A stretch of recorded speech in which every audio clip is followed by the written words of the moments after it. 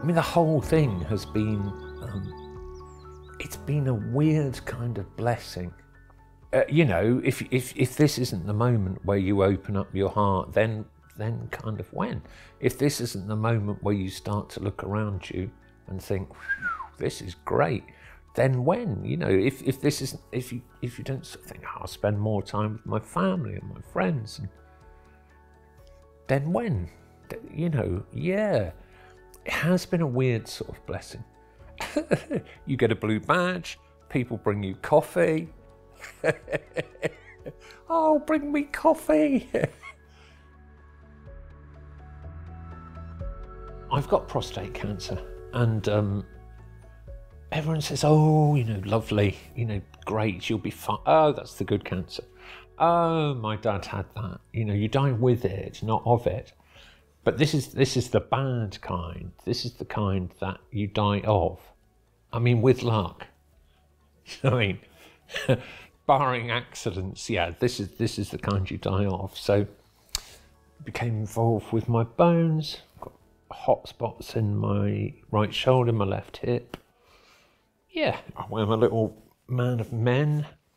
When they diagnosed me, they said,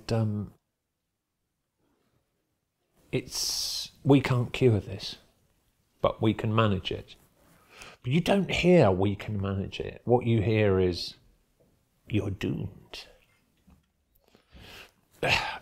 You know, and then the oncologist, my first oncologist, bless her heart, I was asking a question, which is, I don't know, how long is a piece of string or something, or how long is it from here to there, or how, and what she thought I was asking was, how long?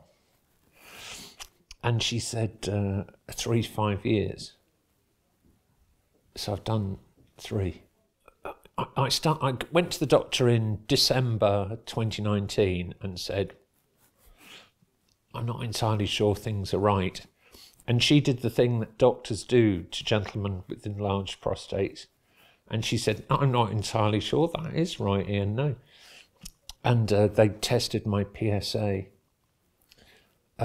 which was 64. Even then, I kind of thought, well, of course, your PSA can be raised by riding a bicycle. And I rode a bicycle only last decade, you know, maybe it's that. See, my PSA was high, and she had done the terrible thing, but it took a while. You go into the system, you see the proctologists and you see the experts.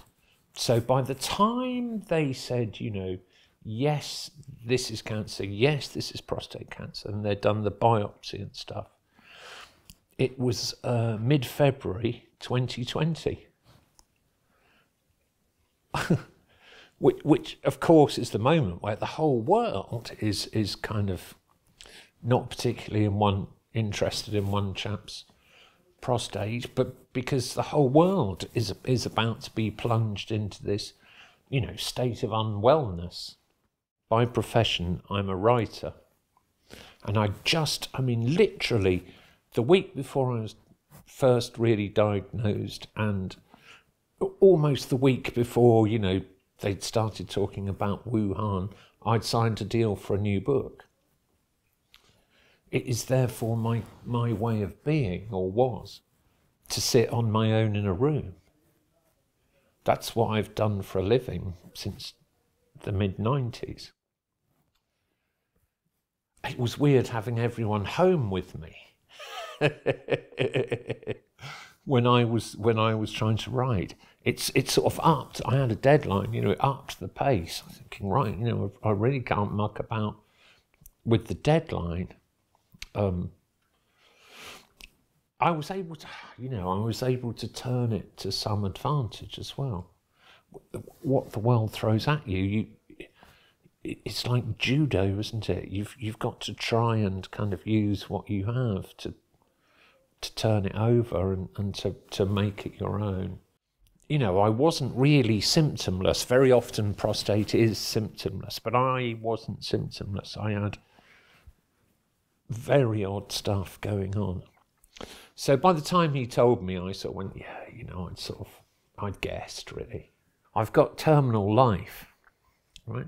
I've known for some time now that I'm going to die. Do you know what I mean? We're all going to die. And of all the things that I prayed for the most, for pray I do, is that I would die fairly slowly. Because my first wife dropped dead one night, and it kind of ruined the life of me and my 7-year-old daughter. You know, what are you to do with this? So it has given me time to think and to prepare and think about what it means and to think about mortality and to enjoy the process. Do you know? Well, of course. It's interesting. It's a thing that happens to everyone. And I've got a little bit of time to sort of think it through and to think it over and to read and to talk. Of course, there are times I don't feel very well, and there are times when I get upset. There's no doubt about that. But on the whole and by and large, so far I've been able to bear it and to take some interest in it and to be aware of what's happening, I think. Well, I'm sure, you know, everyone says love, don't they? And of course, that's true, except love is a verb. You know, love is, you know, the verb to love. So what you have to do is to demonstrate that.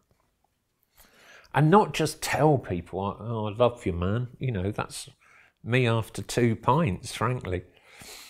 You've got to try and sort of demonstrate that. You've got to sort that out. And some of the things, you know, got to do your will. Got to do your will. It can't muck about. You've got to do your will. You've got to sort out, you know, I would like my funeral to be in this sort of way. I'd like to be buried in that sort of way. I'd like you to have this and you to have that. And we're going to spend as much time together as we can. And even though you think I'm really boring old bloke, you've got to try and do things about the love, which is the most important thing. When I die, the copyright in my work lasts for 70 years. And, you know, I'm not a household name. But I sell enough that royalties trickle in and PLR money, the library lending money, and authors licensing, copyright society money trickles in at a rate so that, you know, every year, for a few years, yeah, there'll be a couple of grand coming in. So I wish to be remembered by my family going for a slap-up feed. I'd like to be remembered as someone who made a difference in a good way. Yeah, you can't say, can you? You wish to be remembered as a fun guy to be with. You know, you wish to leave people with happy memories on the whole. But you can't say. But yeah, there is this sort of weird caveat that if I continue to sell a few hundred books a year, then there'll be 50 or 60 quid a year for the next 70 years.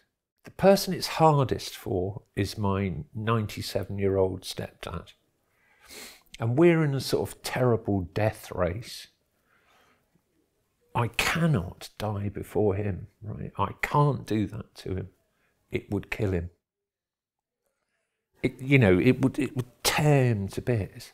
So he has to die before me. He just has to. I can't do that to him. It's been awful for him, and he finds it very difficult to cope with that you know, we're sort of heading for the line. I do have faith. I'm a Christian. I'm a communicant member of the Church of England. And it's been important to me increasingly over the last 5 to 6 years.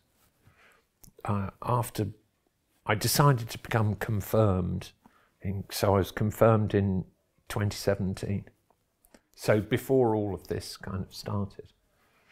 But yeah, so this didn't sort of, this hasn't really affected it, but it's been a very useful thing.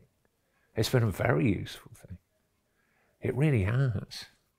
Well, for one thing, the idea that this isn't all that there is. And most self-respecting Christians can't really say what comes next. Not really, of course not.